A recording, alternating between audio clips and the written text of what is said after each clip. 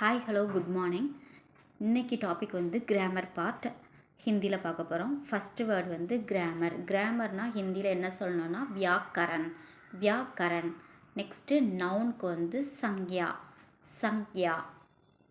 Next pronoun. ப்ரனவுன்னா சர்வநாம். சர்வநாம். அதை ரே வந்து இர் மேலே இருக்கிறதா நம்ம சொல்லிவிட்டு அப்புறம் கீழே உள்ள லெட்டரை சொல்லணும். நெக்ஸ்ட்டு வேர்பு பாருங்கள், கிரியா. கிரியா. நெக்ஸ்ட்டு அட்ஜெக்டிவ் விசேஷன். விசேஷன். Next adverb.